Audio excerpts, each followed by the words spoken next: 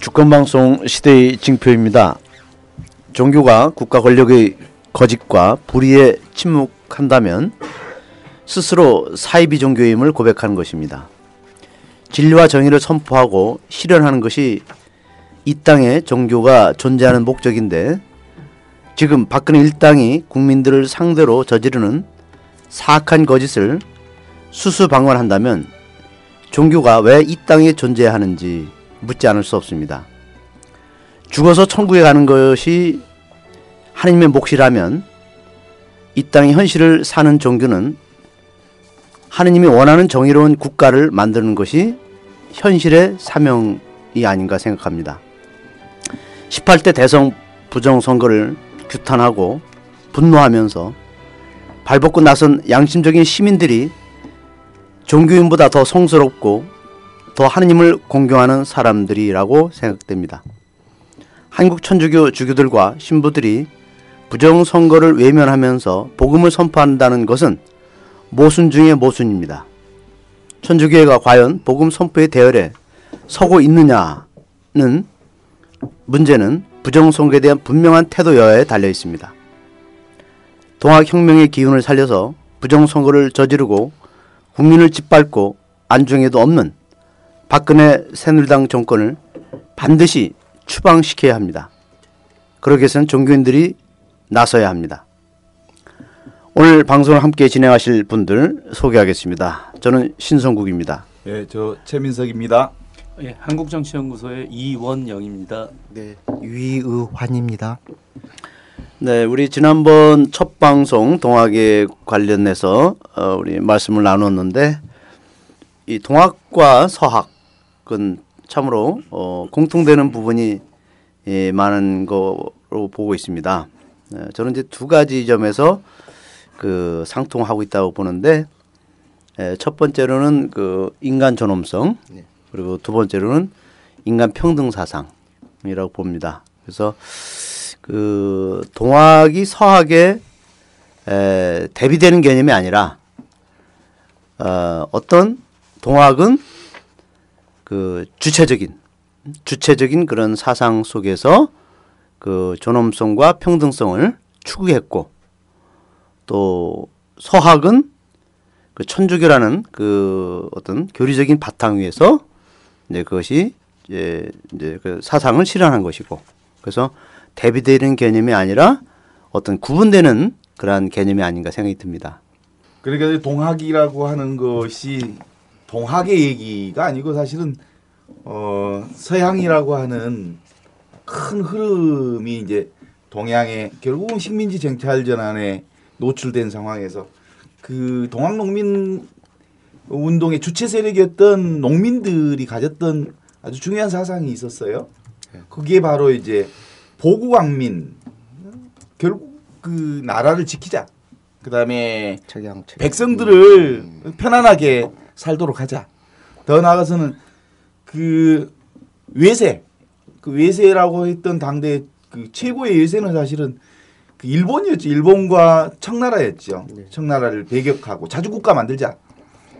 그런 흐름 속에서 그 서양 세력들이 밀려오는데, 결국 서양에 의존해서도 안 된다. 결국은 그 요즘에 우리의 흐름으로 보면 자주 그리고 민주 사상이 이미 동학 농민들 안에 기본 사상으로 자리 잡으면서 진행되었단 말이죠. 그런 흐름에서 동학이 그 어떻게 서양을, 특히 서학을 보았던 것인지 문건을 통해서 그 볼 수 있다고 그러는데, 우리 위안 선생님께서 미델주교가 소장한 문건들을 최초로 번역하시면서 동학이 어떻게 서학을 보았는지 그 번역 과정에서 이렇게 그 정리한 부분들을 좀 소개해 주시죠. 네, 말씀 들어가기 전에 당시 그 어두운 이 시대의 상황을 그 어떤 개선해 보려는 조선 내부의 동학 말고 다른 두 가지 운동을 소개해 드릴게요. 예. 하나는 앞서도 말씀드렸지만 그 외세는 안 되겠다. 예. 외세를 배격을 해야만이 이 조선이 온전할 수 있다고 하는 그 어떤 부류들이 위정척사파들입니다. 위정척사파. 예, 그런데 그들의 맹점은 뭐냐? 내부적으로 갖고 있는 반봉건, 그러니까 인간의 존엄성을 전혀 고려하지 않는 예. 그런 맹점을 갖고 있습니다. 위정척사파는. 그러니까 그들의 한계는 그러니까 예, 지배자적 시선을 예, 그대로 가지고 결국 간직하고 있었다 이거죠. 또 하나로서는 그 내부 개혁을 반드시 해야만이 된다. 응? 그런데 그러면 이렇게 우리 용어로 말하는 반봉 이제 민주화를 나가야 한다. 그렇지만 그런데 그들이 가지고 있는 그것들이 이제 개화파들인데 개화파는 그것을 뭐냐 외세에다 의존하려고 했습니다. 그래 또 맹점을 갖고 있는데 동학은 외세에도 의존하지 않고 민주화를 하려니까 위정척사파들이 가지고 있는 외세 배격과 개화파들이 가지고 있는 내부 변혁을 동시에 추구한 것이 동학 사상이고 동학의 어떤 운동에서 혁명이라고 말씀드리고 있습니다. 하여튼 이러한 동학이 서학과는 분명히 어떤 조정으로 갈등도 빚고 그런데 만남이 참 그 첫 만남이 아이러니합니다. 제가 말씀드린 여기서 말하는 서학이라는 것은 천주교뿐만 아니라 서양의 기독교를 범포함하는데 1893년 2월에 광화문 복합상소를 할 때 그 대표들은 광화문 앞에서 상감마마 통촉하여 주옵소서 하고 머리 조아리고 있을 때 젊은 사람들이 각지로 나름대로 이미 다 서울 경성 안에 들어와서 일단 뭐 프랑스 영사관은 어디 있고 미국 영사관은 어디 있고 어디 선교사들은 어디 있고 이런 걸 다 해서 벽서를 붙이는 사건이 벌어집니다. 이제 우리 지금 말하면 대자보죠. 대자보.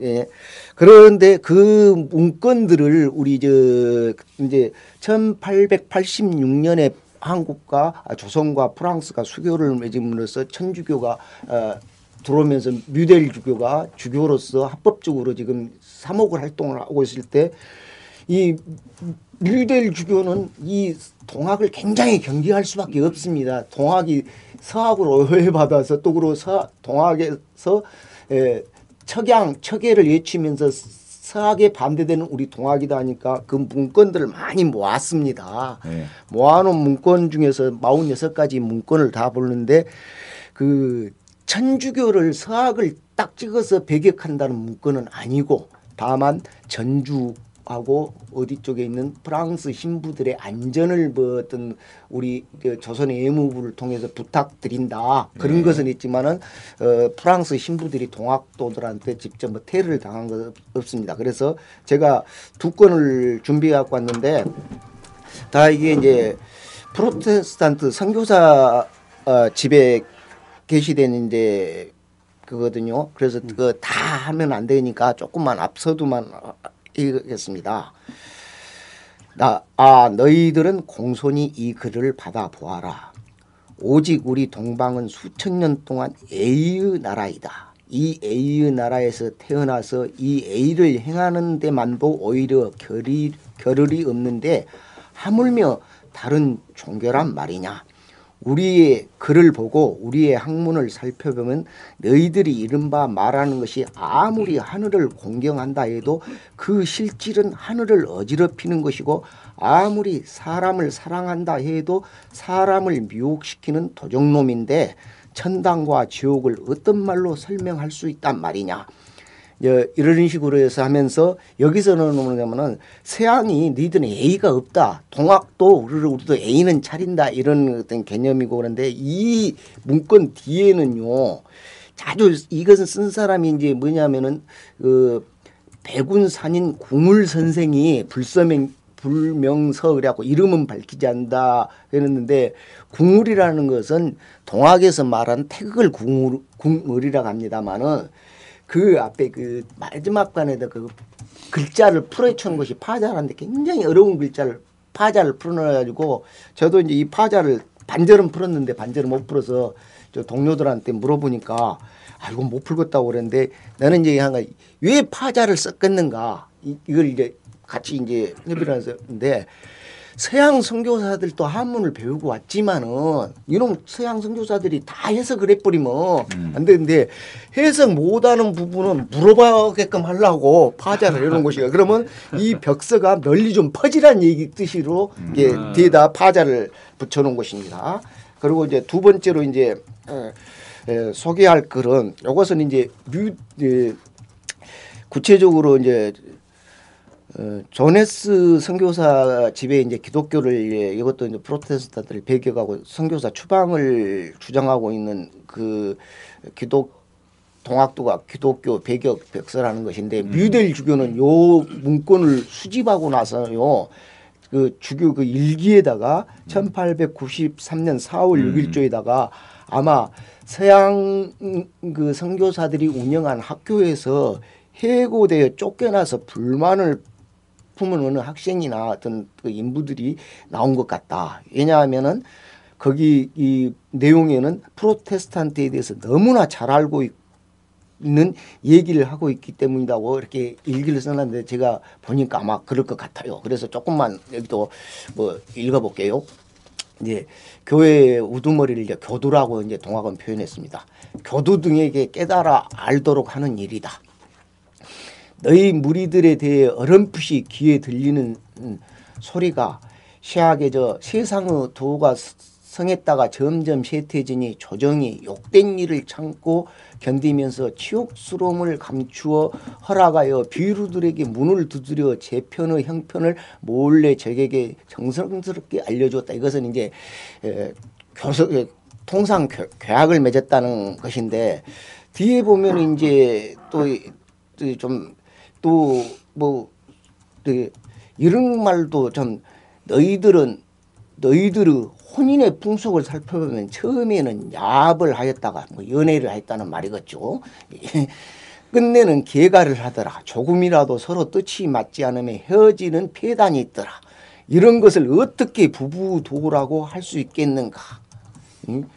뭐 그런 말이고 또 나중에는 또 이런 거에서 너희들은 말하기를 전도를 한다면서 단지 놀면서 성경을 인시하여 책을 팔아먹는 일을 제일 급한 일로 하고 있다. 만약 영원히 고통받는 지옥이 있다면 반드시 너희들이 먼저 갈 것이니 가히 두렵지 않느냐. 그리고 끝에다가 우리는 충성과 신의의 갑옷과 투구를 삼고 인의로 방패를 삼아 너희 죄를 성토하고 3월 7일 날 치러 올 것이니까 빨리 보따리 챙겨서 본국으로 떠나거라. 이런 문건이 붙었는데 두 문건 다 보면 쓰는 주체는 다른 것 같습니다. 그리고 뒤에 문건은 아무래도 젊은 사람이 썼고 앞에 문건은 좀 어느 정도 학식 있고 그런 사람이 썼는데 한문을 번역해 보면 좀 압니다. 그것은 이제. 네.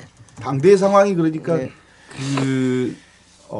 기독교를 바라보는 천주교를 바라보는 부분들이 사실은 그 인의예지라고 하는 사단의 관점에서 예의 없는 집단 그리고 충성과 그러면 구체적으로 인간의 그 사랑과 정의, 겸손과 그리고 지혜를 담지하지 못한 집단들로 이렇게 보게 되는 모양이었죠. 네. 그래서 사실은 이 서양 오랑캐라는 말도 이런 틀에서 나온 것 같네요. 그렇죠. 그러니까 아주 보기에도 이제 동학도들이라면 아까도 말했지만 조선의 어떤 그 내에서 나온 사상에도 이렇게 유교와 불교와 도학의 그 사상들을 좋은 사상들을 전부 다 엑기스처럼 빼냈기 때문에 지킬 예의는 지킵니다. 동학도들도. 그것이 이제 그 카톨릭 농민회에서 동학혁명 정신이 그 연결되어지는 부분으로서 김남주 시인의 얘기도 좀 있다고 그러는데 김남주 시인이 그 몇 년도였습니까? 1977년도? 네, 그 이전에 이제 이렇게 아까도 말했지만 이게 벽서로서 어쩌든가 동학과 서학이 안 좋은 인연으로 만났습니다. 그러는데 사실은 동학과 서학이 그 특히 여기서는 이제 천주교로 한정하겠습니다만은 진즉 그 과거의 동학과 서학의 어떤 정부의 어떤 분리 정책이 있더라도 같이 보편적인 가치를 추구하고 있기 때문에 손을 잡고 같이 어떤 인간의 존엄성을 지키고 또 어떤 나름대로 하느님 나라 또 그쪽에서는 시천주를 할 수 있는 세상을 만들어야 할 수 있는 것들을 천주교 쪽에서 놓쳤습니다. 1919년 3월 만세 때는 뭐니뭐니도 동학의 후세인 천도교가 주도를 하고 자금도 했고 거기에 천도교 16인 기독교 15인 불교 2 뭐 그러죠. 33인 중에. 예, 예. 그런데 천주교가 참여를 하지 않아서 손 잡을 길을 놓쳤습니다. 예, 예. 그 다음에도 이제 신간의 운동도 천도교가 자금을 다 대면서 하고 하는데 천주교가 참여를 하지 않습니다. 예. 어쨌든 간에 그러면 해방이 됐다고 합시다. 예. 해방이 되는 공간에서는 또 이제 모여서 또 공간인데 해방이 되면서 남북이 찢어지는데요. 천도교는 오히려 북한에가요 신도수가 70%고 남한이 30%였습니다. 해방 공간에. 예, 엄청 그래서 남한 내 천도교가 상당히 이제 그 세력이 좀 줄어들었지만은 그것을 6.25 전쟁이 바로 터져버리니까 내일 모레 뭐 5대 종단이 뭐 시국 기도회를 하고 그러잖아요. 그럴 기회를 또 잊어버립니다. 그리고 또 5.16 혁명이 나와서도 또 잊어버리는데 이것을 이제 카톨릭 농민회는 1960년대에 이미 생겨서 70년대에서는 거의 이제 반정부 조직으로 명성을 그 날리고 있을 때 카톨릭 농민의 전남 연합회 카톨릭 농민의 해년마다 가을에는 추수감사제 미사를 올리고 다음 편은 이제 뭐 어떤 농민대회를 하면서 시국 선언문도 발표를 하는데 그 1977년도에 카톨릭 농민의 지금 어떤 광주 대교구 지도 신부님이 조철은 비호 신부님입니다. 그리고 광주 계림동 성당에서 주임 신부를 하고 있을 때 그쪽 그 성당에서 카톨릭 농민의 전남연합회가 추수감사제를 일부를 하고 2부에서는 도저히 있을 수가 없는 당시로서는 녹두장군 일영제를 개최합니다. 그래서 이 녹두장군 일영제를 개최하는 명정 사진이요. 제본 1m 20에 1m 60인가 이렇게 된 큰 사진을 또 만들어서 성당 안에다 모셔놓고 하면서 또 성당에서 풍물 칠 때가 77년입니다. 가톨릭 농민이었습니다. 그때 풍물을 치니까 풍물은 귀신을 몰아낸다는데 성당에 와서 예수를 몰아내느냐고. 그러고 웬 이게 녹두는 동학인데 서학에서 동학 추모제를 지내느냐 좀 그 보수적인 신자들이 그쪽에서 조정해서 압력을 넣을 것 아닙니까? 그때 우리 조비오 신부님이 이랬습니다. 진즉 우리가 우리 서학이 동학에게 하해의 악수를 용서를 비고 청의할 것을 못했는데 오늘로써 서학에서 동학과 하해의 악수를 청하려면 그러면 동학의 손님을 우리가 모셔와서 악수를 청한 것이 뭐가 잘못나. 오늘로써 동학과 서학은 손을 잡았다. 이제 동학과 서학이 손을 잡고 나갈 것은 반독재 투쟁을 하고 농촌의 그 카톨릭 농민운동의 기치가 농촌사회의 민주화와 농촌사회의 복음화거든요. 그리고 이제 이 땅에 그 자주민주 통일을 외치기 때문에 이를 같이 동학과 서학이 손을 잡는 것이 뭐가 나쁘냐 해가지고 그 녹두장군 그러니까 이제 일영제가 거행되는데 그러니까 그 일영제의 그 형식 그 틀에서 보면 사실은 동학농민혁명이 일어난 이후에 거의 90여 년 동안 농민혁명이 법통을 이을 만한 흐름들이 없었다가 드디어 카톨릭 농민의 전봉준 위령제를 통해서 그 어떤 의미로 보면 그 동학농민혁명의 법통을 잇는 애식이 진행됐다고 봐도 되겠네요. 네, 그러면서 지금은 이제 고인이 된 고 김남주 시인이 그때 32살이셨는데 그분에게 추모시를 하나 써서 우리가 그 어떨 때는 지금도 제가 그 녹두장군 추모제를 우리가 간혹 그 가톨릭 농민회에서 어떤 MT를 하면 하고 하는데 그 추모시를 하나 부탁을 했는데 여기 조금만 읽어드려도 괜찮겠죠. 녹두 피와 넋을 되살려라 라는 시를 지어서 거기서 나온 수 아주 깁니다만 조금만 하겠습니다. 오늘 또 새벽을 알리는 첫 닭이 캄캄한 암흑의 밤을 깨우친다. 그때 가보는 정월 동징 강변의 찬바람 속에 말없이 모여든 흰옷의 당신들이 보인다. 논밭의 푸르는 때는 날카로운 징벌의 죽창에 대어 담간 오리의 심장을 겨누었고 당신의 부릅뜬 눈과 움켜진 주먹은 훨훨 타는 햇불과 철퇴가 되었다. 봉건 왕조는 안으로는 더러운 관리들의 협잡과 착취와 압제로서 스스로 썩어가고 있었으며 밖으로는 호시탐탐 무력과 강압으로 침략을 노리는 강도 제국주의 열강들에 의해 무너져가고 있었다. 무능한 왕조는 간악한 외세를 물리치기커녕 오히려 개항이라는 미명하에 허약하게 약탈당했으며 그와 합시하여 당신들을 짓밟고 속이고 있었다. 벼슬아치와 부자들은 온갖 기름진 땅을 차지한 반면 당신들은 송곳 하나 꽂을 땅도 없었다. 여기까지만 하겠습니다. 지금 이 김남주 시인의 시를 들으면서 그 당대에 그러니까 90여 년 전이고 지금으로부터는 120년 전인데 그 동학 농민들이 부활해서 다시 살아나는 느낌들이 들어서요.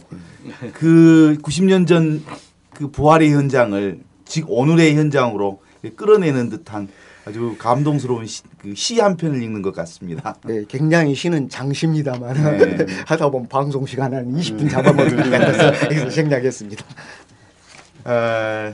이제 그 정도로 이제 그런 상황들이 우리 정신 안에 지금 박근혜 정권 이후에 지금 불법 선거로 얼룩져 있는 민주화를 아주 짓밟는 지금 현장 안에서 새로운 그 동학도들이 그리고 새로운 민주 영령들이 다시 살아나서 동학의 정신을 이어내야 하는 이게 어떤 소명 의식 같은 것들이 지금 생기는 것 같아서요. 그럼에도 불구하고 다시 이제 조금 더 과거의 외세 상황들, 갑신정변의 상황들 안에서 그 동학농민운동이 진행되어지는 역사적 흐름들을 우리 이원영 선생님이 조금 짚어주면서 그 진행해봤으면 좋을 것 같아요. 예, 뭐 지난 시간에도 말씀드렸지만 이 비슷한 시기에 세계사적으로도 좀 비슷한 격변들이 있는데요. 예를 들면요, 중국 같은 경우에 1851년에서 1864년 사이에 태평천국 운동이 있습니다. 이 태평천국 운동이 당시 중국에서는 얼마나 큰 사건이었냐면 약 한 14년 정도 당시 중국이 이제 청나라였죠. 청나라 영토의 한 절반 정도를 거의 장악을 하고 독자적인 국가를 수립합니다. 그런데 이런 운동을 했던 사람들이 우리의 그 동학농민운동처럼 비슷하게 농민들 중심이었습니다. 예. 그런가 하면 미국에서도 동학농민혁명이 있었던 그 19세기 후반경에 미국도 역시 농민들의 그 운동이 대대적으로 일어납니다. 물론 이제 미국에서의 농민들의 운동은 보다 자신들의 사회경제적 이 요구에 따라서 행동을 많이 이제 결정을 하게 됩니다. 자, 이제 이런 세계적인 그 격변기에 이런 세계적인 격변기에 또 하나의 그 공통점이 뭐냐면 우리나라 같이 당한 나라 입장에서는 열강들의 식민지 그 쟁탈이다 이렇게 표현하게 되고요. 이 식민지를 직접 만들었던 소위 당시 제국주의 국가들 입장에서는 자신들의 이제 그 정치적 경제적 영토를 확장한 이런 일이 되겠죠. 바로 이런 격변기에 이 침략을 당한 국가들이 대개 취했던 행동들이 어떤 것이었냐면 이런 그 농민들의 그 여러 가지 요구와 운동에 대해서 어느 정도를 받아들이게 됩니다. 우리나라 같은 경우도 이제 1884년에 이제 갑신정변이 먼저 있었지만 갑오농민운동이 있고 나서 바로 이어지는 일련의 일들이 그 독립협회가 만들어진다거나 독립협회가 만들어지는데 먼저 이제 동학농민운동이 있었던 그해 갑오개혁을 하게 되죠. 그리고 그 다음에 을미개혁이 있고요. 그러고 나서 이어서는 다시 그 1897년에서 1907년 사이 이 시기를 광무개혁 시기라고 표현을 하는데요. 즉 세계적인 격변이라고 하는 것이 크게 두 가지로 다시 요약해서 말씀드리면 억압받던 기층 민중들이 들고 일어나는 저항 운동이 활발하게 벌어지고요. 그 또 제국주의 국가들에 의한 식민지 그 침탈들이 그 이 같은 시기에 벌어지게 됩니다. 이런 일이 우리나라에서도 동일하게 반복이 됐었는데 우리나라에 있어서 가보농민 혁명에 있어서 굉장히 특징점을 뽑자면 물론 나중에 다시 한번 말씀드리겠지만 반봉건 민주주의 운동의 성격을 아주 뚜렷하게 보였고요. 반봉건 민주주의. 예, 그리고 이제 반회세 자주화 운동의 성격을 아주 뚜렷하게 보이고 있습니다. 이것은 다른 나라 운동들에 비해서 훨씬 더 뚜렷하게 보이고 있기 때문에 굉장히 좀 특징적인 운동으로 이해할 수가 있지 않을까 싶습니다. 그러니까 반봉건 민주화, 그다음에 자주운동 이렇게 그 진행되어져 가는 과정 안에서는 실질로 이제 그 바로 혁명이나 전쟁으로 가지 않았고 그 실제로는 이제 역량을 키워왔죠. 역량을 키워오는 과정들이 있었을 것 같아요. 그러니까 운동에서 혁명에서 결국은 마지막 목숨을 바치는 전쟁 상황으로까지 가게 되는 그렇게 이게 발전 단계를 거치게 됐을 텐데 그 과정 안에서의 그 워밍업으로부터 시작된 진행 과정들 이거 좀 이렇게 확실하게 그들의 의식 변화가 어떤 지점에서 이렇게 변화들이 이루어졌는지를 좀 짚어주시면 좋겠습니다. 지난 방송에서 그 네 차례의 원밍업은 뭐 소개해드렸습니다. 공주, 치해, 삼내, 집회, 광화문, 복압상소, 겸 괴서 사건 그리고 보훈 치해를 할 때 또 전라도 사람들은 금구에서 또 별도로 집회를 하면서 보훈에다가 굉장히 그 활기를 불어넣어주고 그런 것까지 있는데 그때 이제 그 네 차례 하면서 세상은 한번 갈아엎지 않으면 도저히 안 되겠다는 것이 전라도 중심으로서 그게 확산되면서 이미 서로 이제 주소도 알고 어서 이제 하니까 우리 서로 유무상자가 동학 정신이듯이 어려웠을 때 서로 도와주자 하는 것을 맥락을 해서 그때 당시 이제 1893년 11월, 12월, 1월 이 순간에 제가 이제 보면은 전라도에서 딱 지금 화약이 딱 터지려고 한 데가 세 군데가 있었습니다. 하나는 영광입니다. 영광요. 예, 그거는 이제 전국 좋은 문제로 많이 있고 또 하나는 순천이었습니다. 아 예. 예. 그 다음에 이제 이 고부였습니다. 예. 그래서 이제 뭐 고부는 이제 잘 그러니까 아시기 영광, 때문에 순천, 고부 그러면 그러니까 다 전라도 지역 아닙니까? 네, 근데 이제 전라도 지역이 영광이나 순천에서는요 들어가는데 그 수령들이 농민군들한테 무릎을 꿇었습니다. 아 예. 그런데 이 고부에서는 예. 이제 그 무릎을 꿇은 것이 아니라 갈수록 그 뭐 조병갑의 행포는 이루 말할 수도 없이 있는데 갈수록 더 행포가 더 많이 들여서 이제 간단히 말한다면 자기 아버지가 태인 현감을 해서 물러났는데 아버지 선정비를 세운다고 고부에서 돈을 걷습니다.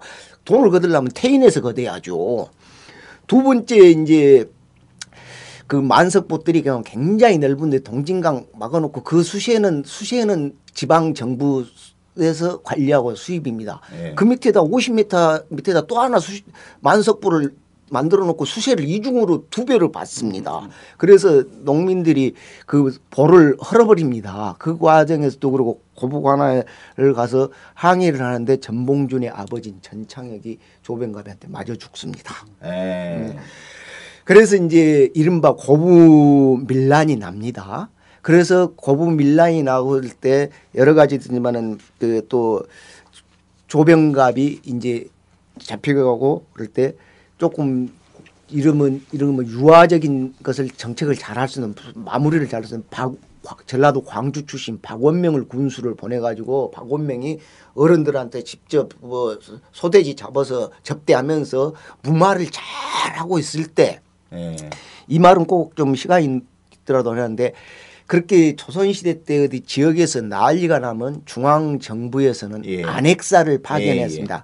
안핵사는 일종의 암행의사 권한을 주면서 또 현지에서 모든 걸 척결하고 할 수 있는 더 암행의사보다 막강한 권한을 어떤 사건이 터지면 그것을 조사하는 특검 같은 것이었네요. 특검을 주면서 또 일부 또 그 수령 권한까지도 행사할 수 있는 어마어마한 권한을 주는데 이 자리를 줄 때 저는 이걸 봐도 제가 살고 있는 장흥의 부사 이용태라는 사람이 가는데요. 이것도 참 해석을 해보니까 재미져요. 이용태는 일단은 전주이십니다. 왕족이죠. 그리고 장흥서 부사를 2년 반 이제 갈릴 때가 됐습니다. 이용태한테 가서 공 하나 해와라. 그러면 이제 그 공으로 해서 부사에서 더 좋은 걸로 주려고 자리를 줬는데 이용태가 장흥에서 이제 부사 간다. 이제 나간다 하면서 선정비를 또 유생들한테 찔러갖고 옆구리 찔러서 한나 받습니다.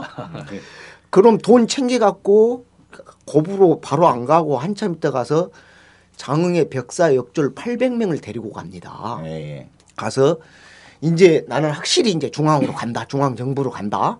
그러면 장흥에서도 걷어놓은 돈이 있지만 이 고부이 이것은 전부 다 내 돈이 내 꽁돈이다. 분탕질을 시킵니다. 약탈을. 그래야 그걸 쌓아들고 가서 더 이제 상품에서 이제 종이품이나 얻어보려는 야망이 있었던가 몰라도 분탕질 엄청나게. 그러니까 문제 해결하러 특검하러 간 놈이 더 난리를 분탕질을 친 거죠. 이런 것을 이제 역사 용어로 관변폭도랍니다. 관변폭도. 우리 그 정의구현 사대장들이 미사지 내면 대수천이랄지 그 군복 입은 어버이 연합 같은 부릅니다. 그것을 이제 해버린 것은 이용태의 간변폭도 과정에서 전봉준의 어머니가 또 희생을 당합니다. 피살당한. 네. 이제 그런 흐름에서 결국 이제 그 운동의 차원에서 이제는 그 혁명 결국은 혁명의 기치를 높이 들 수밖에 없겠다라고 하는 광대의 거기서 바로 혁명이 이제 나옵니다.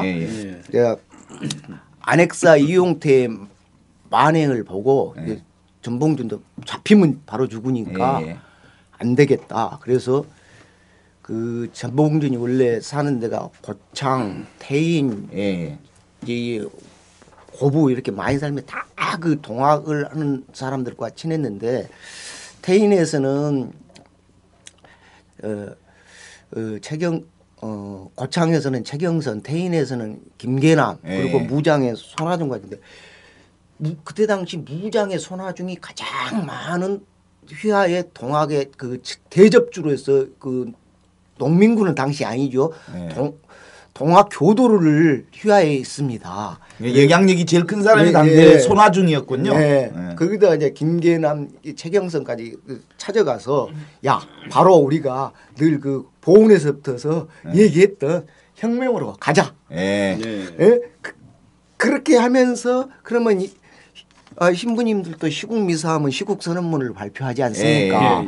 혁명으로 가자는데 그러면 혁명 선언문이 있어야 할 거 아닙니까? 그래서 1893년 3월 20일 날 여기서 무장이라는 것은 뭐 전라북도에 무진장이 있습니다. 무주 장수 진환이 아니냐 그런데 지금 고창군에는 당시 무장현, 고창현, 흥덕현이 지금 고창군으로 되어 있는데 고창군에 무장면이 있습니다. 이 무장에서 이제 기포문을 써서 기포문을 세상에 발표합니다. 그것은 이제 그것도 기포문이 꽤 긴데 이것도 할 거잖아.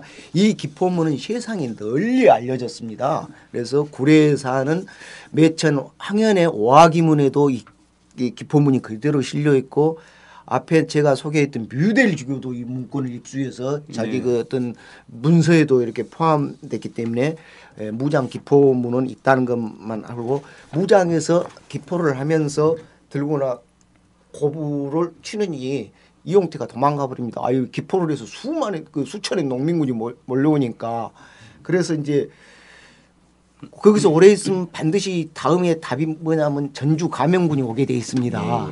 그러니까 백산으로 잠시 이제 옮깁니다.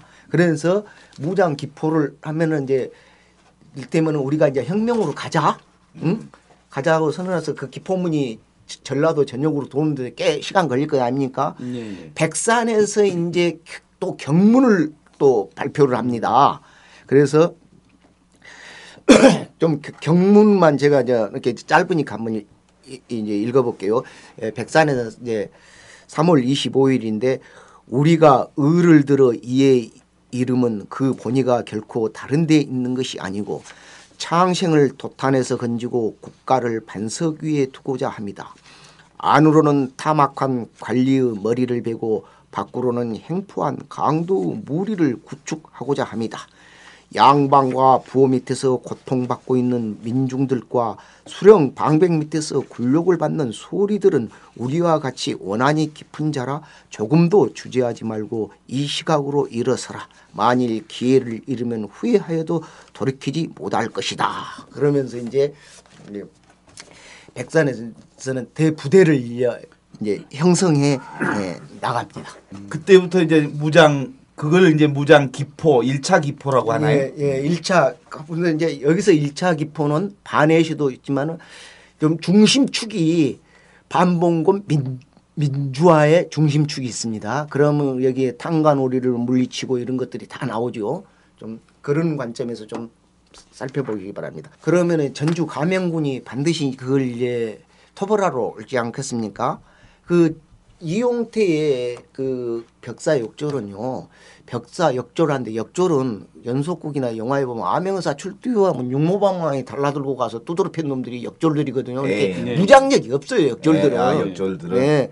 그러면 이제 전주 감영군이라면 전라도 관찰사가 직영하는 하나의 육군 사단쯤 본부쯤 그 지역 예비 사단쯤 보면 되는데 전라도 감영군이 이제 토벌을 하러 옵니다. 그러면 이 토벌에서는 일대는 그래도 농민군 그때 축창에서 조총 수준인데 감영군은 상당한 무력을 가지고 있지 않습니까? 네.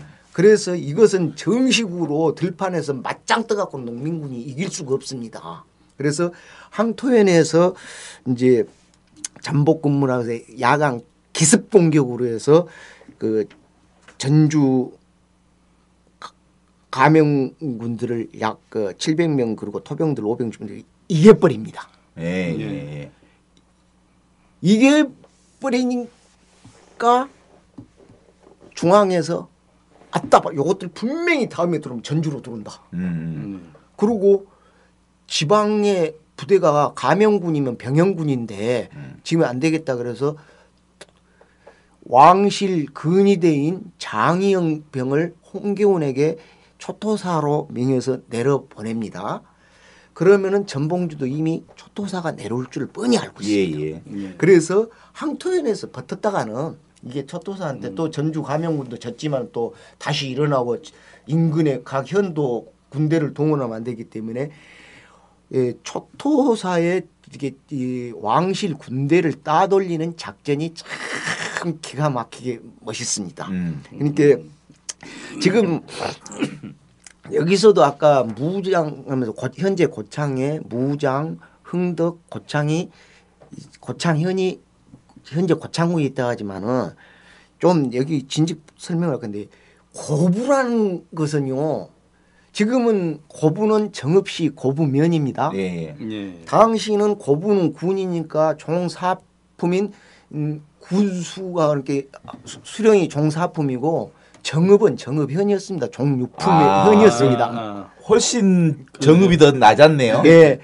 그리고 백산도요. 지금 부안으로 소속됐습니다마는 고부군이었습니다. 그래서 이 고부는 이 방골들의 반란이 시작되는 지점이라 해서 일제강점기 시대 때 고부군을 해체를 해버립니다. 그래서 고부군이 없어지는 그래서 거야. 큰 몸뚱어리는 정읍에다 줘버리고 고창에다 일부 주고 부안에다 일부 주고 그럽니다. 그래서 그런 방식으로 고부를 소멸시켜 버렸군요. 네, 소멸시키고 또 이게 또 다른 데서 못 들을 얘기가 하는데만은 고부에서는 이 반란이 시작된 데고 그렇기 때문에 이 방골들을 현장에서 잡아야 일제강점기 시대 때 일본식의 사법제도를 들이면서요.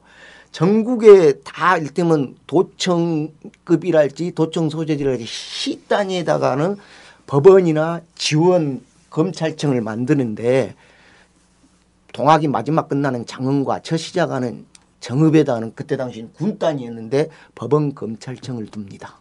광골들은 전주까지 광주까지 잡아올 필요 없이 그 자리에서 척결을 하려고. 그래서 이제 근데 이 얘기가 좀 비껴갔습니다만은 황토현에서 거기 내려가면 철수를 하면 무장입니다. 네, 무장. 무장에서 고창입니다. 고창 흥덕 지나면 지금은 전라남북도 경기가 있지만은 영광입니다. 영광. 영광에서 떠오르면 한평입니다. 한평. 이렇게 그러면서 왜 이게 쓰냐면은 이렇게 영광 한평까지 전봉준이 홍계연의 부대를 따돌리는 것도 의미가 있지만은요. 그때도 인구가 전라북도 쪽보다 전라남도 쪽이 더 많이 살고 있습니다. 그러니까 전라남도 부대들을 그렇게 유인하는 거죠. 유인하는 게 이게 빨리 오게끔 결합시키기 위한 그 남쪽에 있는 손아중 부대와 김계남 부대 뭐 이쪽 팀들하고 연결하는 거죠. 연결하고 전봉준 부대의 대부대를 형성. 근데 연락이 잘 그 파발이 잘못돼 갖고 저 백산으로 가버리면 어쩌겠습니까? 고부로 부안으로 가버리면 모일하겠다고. 그러면서 그 한쪽으로는 부대를 토벌 부대를 유인하면서 전라남도 쪽에 있는 농민군들을 규합하는 방식으로 한평 영광으로 와. 그래가지고 한평 영광에서 그 전봉준의 이른바 대부대를 형성합니다. 드디어 이제 그 전봉준이 기세를 올릴 수 있었던 것은 결국은 이제 전라남도 쪽 농민군들과 합세하면서 이제 이루어져서 벌이게 된 전투가 장성에서 이루어진 황룡관 전투 맞죠? 네, 그 이제 황룡 전투를 이제 설명할 때 이렇게 이제 대부대가 형성되니까요. 이제 본래 있던 전봉준, 손아중, 김계남, 최경선의 분이 부대에서 드린 무장, 고창, 흥덕, 영광 이렇게 넘으면서 고창, 한평 이렇게 넘으면서 대부대가 형성되니까요. 항시 성동격서라는 것이 손자병법이 유명하지 않습니까? 원래 전봉준의 뜻은 전주로 가려는 뜻인데요. 전주로 간다고 하면 그러니까 성동격 나주를 친다고 소문을 냅니다. 나주를 친다고 소문을 내면서요. 한평까지 있을 때요. 무안 부대는 한평으로 오지 말라게요. 배상옥 장군도 꽤 유명한 무안의 부대인데 득이는 모여서 나주로 직접 가거라. 응? 무안에서 지금 같으면 국도 위로선 따라가거라.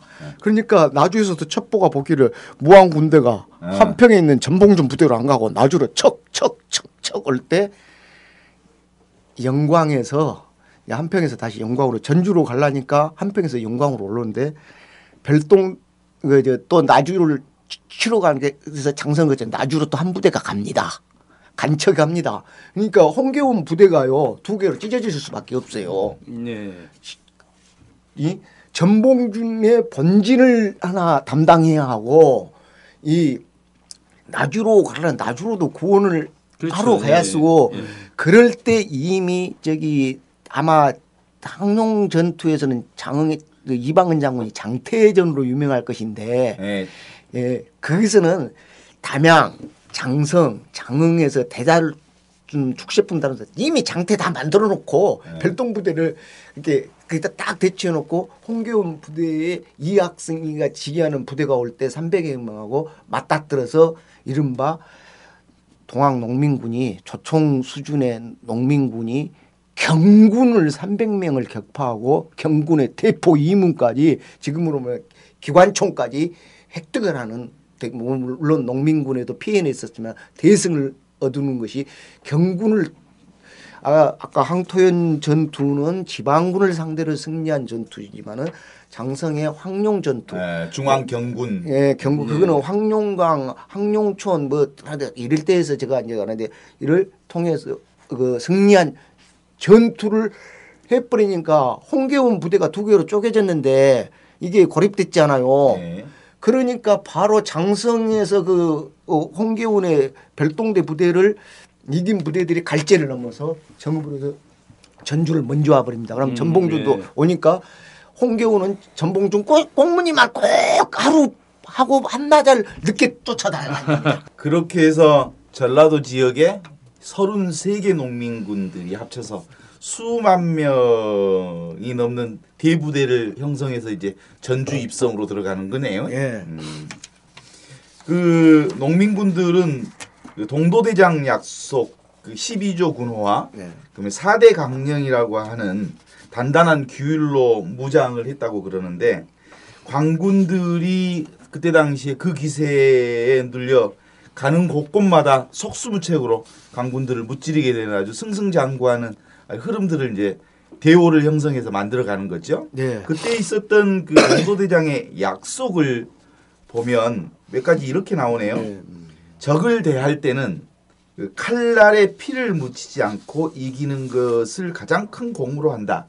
어쩔 수 없이 싸우더라도 일체 목숨을 상하지 않게 한다. 그러므로 언제나 행군할 때 절대 사람을 해치지 않는다. 더 나가서 효제 충신이 사는 마을을 만나면 그 주위 10리 안에 머무르지 않는다. 이렇게 나오고요. 12조 군호에 보면 항복한 사람은 사랑으로 대할 것, 공붕한 사람은 구제할 것, 탐관은 분명히 쫓아낼 것, 순종하는 사람은 공경하고 복종할 것, 굶주린 사람은 먹일 것, 그리고 강교한 사람은 저지할 것, 도주한 사람은 쫓지 말 것, 가난한 사람을 도울 것, 충성스럽지 못하는 자는 제거할 것, 반역자는 타일할 것, 병든 사람에게는 약을 줄 것, 불효한 자는 분명히 처벌할 것 등등으로 네. 그 12조 군호 안에도 분명하게 생명사상, 얼마나 생명을 귀하게 여기는 흐름들이 있었는지 알 수 있겠고요. 그 4대 강령에는 그 강령의 중심 틀이 있는데요. 첫 번째, 사람은 물론 생명을 함부로 죽이지 말라. 둘째, 충과 효를 다해 세상을 구하고 백성을 편하게 한다. 셋째, 애와 서양 오랑캐를 쫓아내어 우리의 도를 밝게 한다.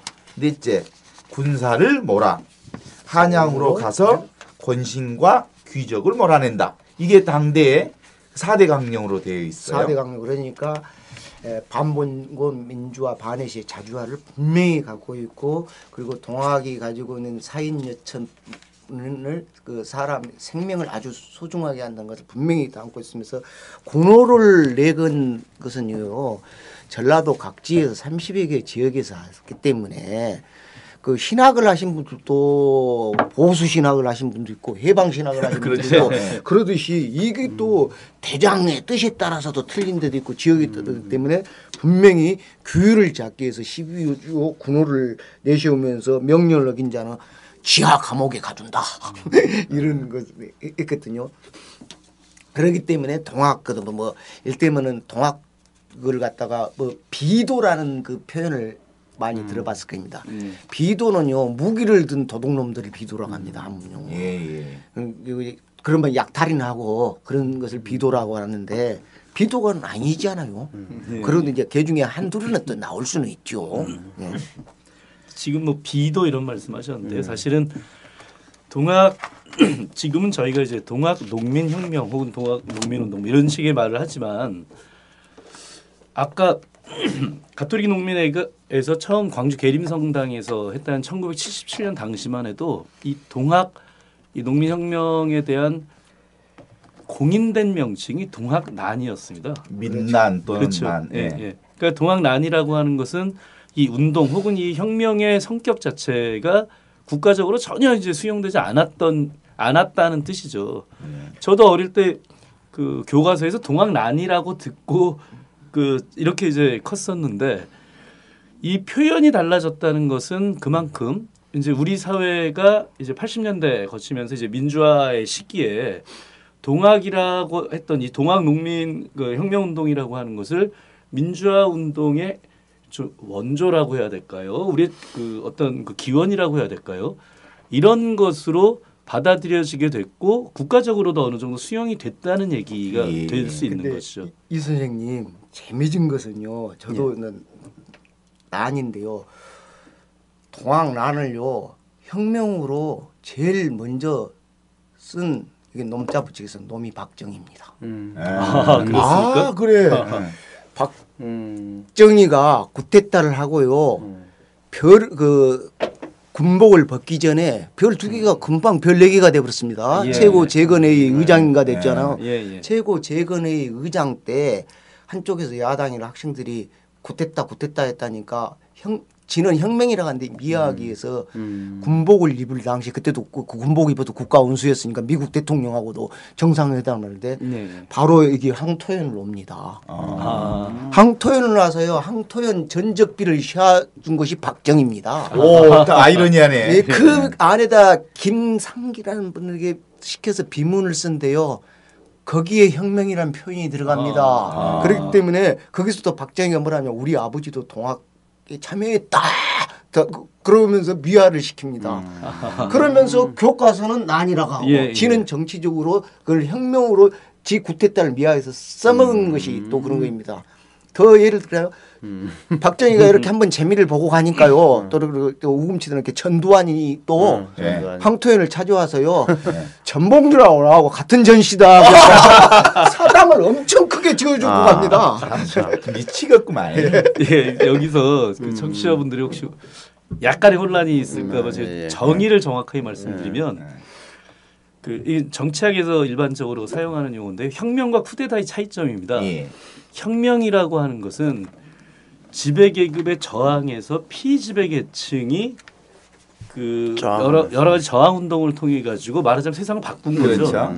그래서 지배계급 혹은 지배계층이 바뀌게 됩니다. 혁명은. 그런데 이제 그 쿠데타라고 하는 것은 지배계급 내부에서 자신들끼리 분열이 생겨서 하나의 분파가 다른 분파를 몰아내고 권력을 잡는 행위입니다. 이렇게 봤을 때 5.16, 1212 이건 이제 그 두말할 나위가 없이 쿠데타죠. 그런데 이제 조금 전에 말씀하신 것 같은 동학농민혁명은 당연히 혁명이죠. 그 한편 또 이제 그 충청도를 중심으로 해서 그 동학교주 해월 선생님이 있죠. 그 선생님은 그 전봉준 봉기의 호응해서 기포령을 내리는 게 언제였어요?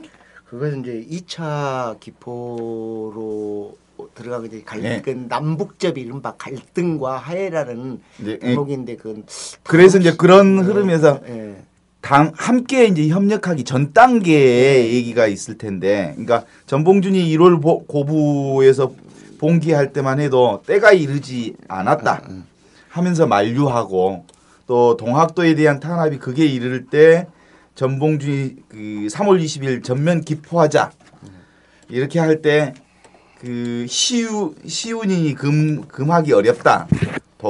호남교도 타사를 앞에서 두고 볼 수 없다라는 말을 4월 6일 청산 소자전에 모이라라는 동원력을 내리게 되는 부분이 있어요.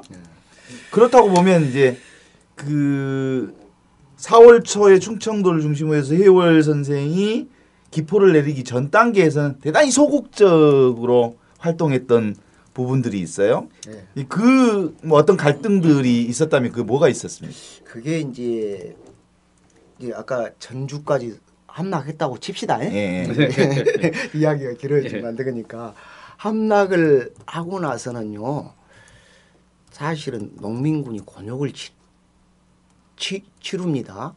왜냐하면 홍계훈 부대가 만만한 부대가 아니거든요. 장이 왕실 경호부대 때 그리고 무기를 갖고 있고 그러면서 여기서 이제 홍계훈이 또 지가 당시 전봉준 장군의 꽁무니를 하루 한나절 뒷만 따라다니고 그러니까 지도 그 문책을 당할까 봐서 우리 부대로는 워낙 저기 막강합니다. 무력도 많이 갖고 있고 그래서 청나라 좀 힘을 빌렸으면 쓰겠습니다 하는 것도 저쪽에서 그렇게 써서 올려라 장계를. 그러니까 그게 청나라 차병대조가 거기서 한번 나오는데 지도 그러면 책임 회피도 빠져가고 그 함락까지는 잘했는데 그 나가서 홍계훈 부대로 나가서 전투하다 몇 번 그 손실을 입습니다.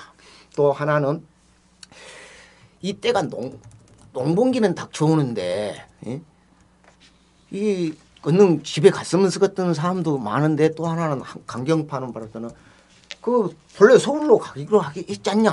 응?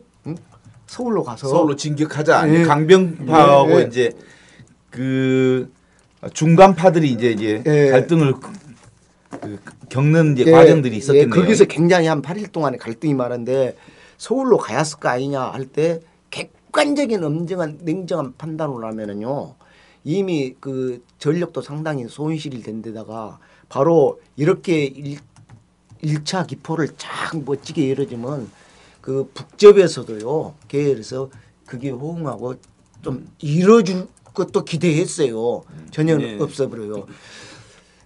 전주성에서요 전봉준 부대가 3만 이상인데 그중에 10,000명을 서울로 간다 합시다. 10,000명이 한양까지 갈라 하면요 북접 지원 없이는요 금강 이상을 공주까지 금강을 못 넘어갑니다. 예. 그러니까 뭐 그 결국은 그렇게 전쟁을 하려면 청산의 뭐라는 것도 그것도 이제 보급 그때 문제가 제가- 가장 중요할 텐데 네. 그 보급에 가장 큰 문제가 있었겠네요. 네, 보급의 가장 큰 문제이고 또 북접이 또야 서울 못 가게 막아뿌려 하면 북접이 또 막을 수도 있는 상황인데 네.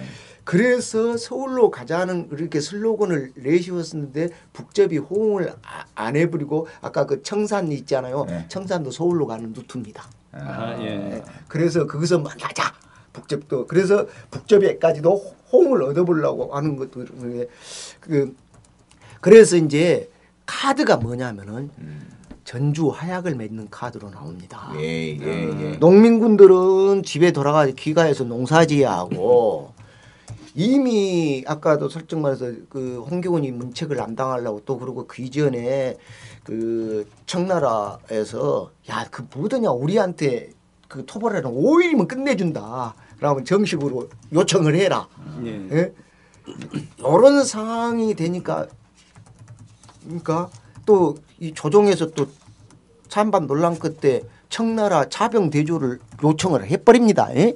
그러니까 청나라 군대가 오면은 텐진 조약에서 그러니까 일본은 청나라 군대보다 2.5배를 더 보내버립니다. 그러니까 전봉준으로서 그 전주성에 안에 있는 집행부로서는요 정부하고 화약을 빨리 해야 했어요. 응? 그래서 화약을 맺을 수밖에 없고 그리고 서울로라도 갔으면은 바로 그 북접이 호응했으면 1차 기포, 2차 기포 구별할 것 없이 바로 동학에 이제 기포로 혁명으로 딱 때려서 역사도 정리할 것인데 그렇지면서 전주 화약을 할 때 여기서 얼마나 그 뭐 14세 소년 장군이 순천에서 죽고요.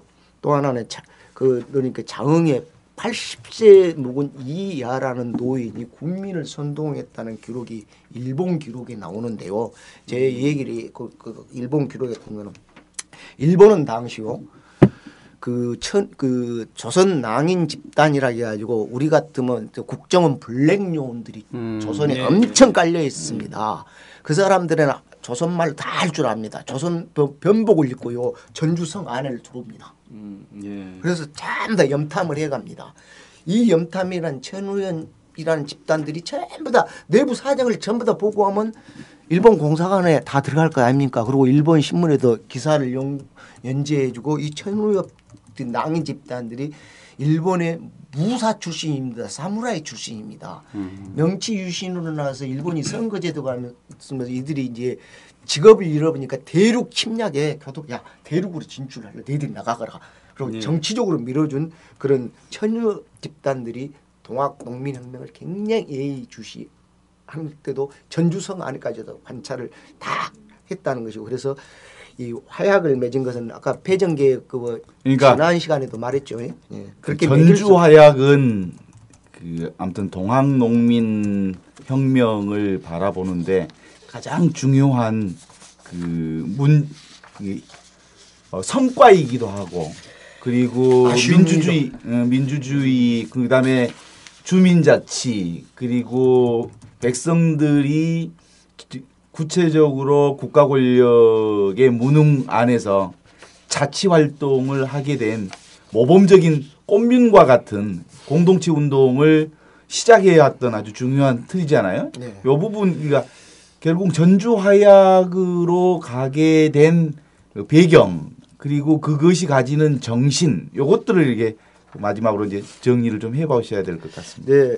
일단은 전주 화약은 정부로서도 화약을 맺을 수밖에 없었습니다. 왜냐하면 정부도 청나라 군대만 빌려갖고 왔는데 일본 군대가 들어와 보니까 청나라 군대, 일본 군대를 조선 땅에서 내보내야 할 명분은 농민군하고 우리 화약을 했다, 화해를 했다. 그걸 보여줘야 하고 농민군들도 서울까지 갈 능력도 안 되지만은 농사를 짓는 게 농번기는 오고 전력 손실을 오니까 정부하고 일정 손잡아서 해서 끝까지 얻어내는 것이 이제 돌아가서 누구 고향에 가서 농민자치기구인 직강소를 설치해서 운영하라를 얻은 것이 큰 것입니다. 동학의 핵심 포인트가 그러니까 그 기치가 뭐냐면 보국 안민, 그다음에 제폭구민. 이 두 깃발 속에서 결국은 이렇게 가다가는 이 조선이 청나라와 그 일본을 끌어들여서 이 땅이 전쟁판이 되어지고 이 나라가 정말 더 혼란스럽겠다고 하는 아주 중요한 그 국가적 그 위기 상황을 제대로 본 거죠. 네. 그래서 결국은 그렇다면 서울 진격보다 더 중요한 것은 결국은 보국 안민 이 부분을 선택했다고 볼 수 있을 텐데 그게 그렇게 채택되어진 구체적인 내용들은 뭡니까? 이제 그건 이제 폐정 개혁 12조 개혁안에 나오는 것이고 이것은 이제 갑오 경장으로 정부 측에서도 상당히 반영됩니다. 갑오 경장 내역에서도 정상 가부 재원을 허락한 것들이 나옵니다. 그런데 이제 농민들이 끝까지 그러는 직강소 우리 자치 지금으로 볼 때 지방자치를 하겠다. 그렇죠. 지방자치제 모델이 거기서부터 시작됐네. 그런데 모델인데 이 지방자치가 전국에 걸쳐서 시행됐으면 얼마나 좋겠습니까? 단 전라도. 전라도. 그러면서 근데 이 직강소도요. 바로 전주에서 5월 음력으로 10일 날 전주 회학을 맺고 이제 전주에서 내려온 데도 기간이 걸릴 것 아닙니까? 네. 바로 직강소 설치 안 합니다. 농사 먼저 해놓고 농사 먼저 해놓고 그럼 이 생활 정치가 중요한 거죠. 그렇게 한 6월부터 직강소를 막 설치하기 시작하는데 직강소 나주하고 남원이 좀 반대하다가 남원은 김계남이 가서 정리해 풀고 나주만 못했다고 생각하면 됩니다. 워낙 나주가 수성이 센데 그래서 직강소는 설치하면서 뭐 인근이 좀 힘이 딸리면 큰 데서 또 도와주고 가서 설치하고 그래서 쉽게 말해서 그 탄관 오리에 대한 처벌권까지도 농민군이 가져옵니다.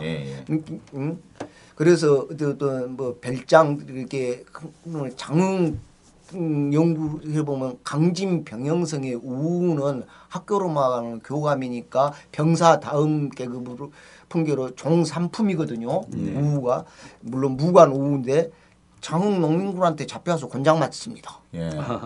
너 탐하겠다고 탐학을 징치하는 것입니다. 그러니까 그 정부가 추인하고 전라감사가 협조하고 그런 가운데 집강소를 중심으로 해서 그 전라도 53개 군현에서 드디어 폐정 계획안이 구체적으로 실시되기 시작하는데 차츰 이게 전라도만 한 게 아니고 충청도와 경상도로도 확산된 거죠? 이렇습니다. 그게 이제 공주 인왕까지는 당시 이제 전라도와 지금의 충청도의 경계는 좀 틀립니다만은 충청도의 금산, 진안, 논산이 전라도였습니다. 그랬군요. 그렇기 때문에 내가 공주까지는 농민군이 지켜간다 그런 말을 하잖아요. 부여공주는 남적계 금강 이남은 남적계열이라고 보면 됩니다. 금강 이남은 그래서 금강을 못 넘는다고 섬진강 쪽에서 하동이나 남해는 이쪽도 경상도였지만은 거기도 이게 남접 쪽으로 같이 이게 협력이 그렇게 그거는 영호 도소라고 그렇게 되어서 경상도도 일정 정도 갑니다. 그런데 이제 문제는 이제 나중에 들으니까 이게 다른 직강소를 정부로부터 설치 허가도 못 받은 경상도나 강원도나 황해도, 평양도, 이게 8월 달부터 이제 우리도 해볼란다고 들고 일어납니다. 우리가 지금 그 주민자치 선거가 언제 있죠? 6월 4일입니다. 그러니까 사실은 그 6월 4일 주민자치 지역자치가 시작되어지는 이 선거에 실질적으로 주민들이 그 백성들 보국완민의 큰 정신에 기초해서 나라를 다시 정립하고 그리고 패전 개혁 안에서 그 아는 것들이 모든 게 다 나오죠. 네, 그러면서 직강소통해서요. 제일 그런 것이 뭐냐면은 그 고리체 없애버립니다. 고리체. 네. 제일 문제가 되는. 예. 그리고 뭐 들어간 거 그게 이른바 지방 토들이 불려 나오지요. 응? 그러면서 고리체 그런 문서를 전부 다 없애버려 소각시켜 버립니다. 네. 그리고 그 행포 부린 토는 권장 몇 대씩 맞고 갑니다. 앞으로는 행패 안 부리겠습니다 하고. 예, 참 우리 동학 이 혁명 또 동학 의병들이 가졌던 그 인간 존엄 또 자유 해방 이것은 지금도 우리들에게 소중한 가치로 남아 있습니다. 동학 혁명은 그 성서의 기본 사상인 인간 자유와 해방과 맥을 같이 합니다. 동학 사상, 서학 사상은 어떻게 근본적으로 구분할 수 없습니다. 같은 목적, 또 같은 그 실천을 향해서 가고 있다고 봅니다. 오늘날 우리 대한민국 안에서 동학혁명의 의병들은 누구입니까? 하고 질문을 던져봅니다. 국민의 자유를 짓밟고 인간을 노예화시키는 부패하고 타락한 집단 새누리당과 맞서 싸우는 정의로운 시민들이 바로 동학혁명의 의병들입니다. 하느님이 가장 싫어하고 증오하는 것은 자유를 억압하는 독재입니다. 박정희 유신 독재 시대는 하느님을 모독한 악마의 제국이었습니다. 지금 대한민국은 지금 악마의 제국이 될 것이냐 아니면 하느님의 태평천국이 될 것이냐라는 기로에 서 있습니다. 독재자의 딸이 가짜 대통령으로 지금 나서고 있기 때문입니다.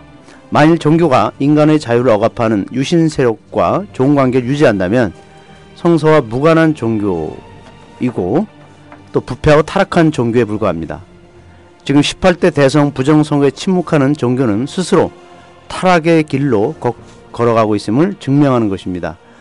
불의가 판치는 이 시대에 자기 교단 신자가 많다고 좋아한다면 그것은 종교가 아니라 하나님을 팔아먹는 사업 또는 사기꾼들에 불과합니다. 18대 대선이 부정으로 얼룩졌음이 만천하에 드러났습니다. 이 땅의 종교가 정상적이고 건강하다면 부정선거를 저지른 새누리당 일당들을 이 사회에서 추방시키고 퇴출시켜서 사회 정의를 세우는 일에 모두 앞장서야 합니다. 오늘 함께 이 방송을 진행해 주신 여러분에게 진심으로 감사드립니다.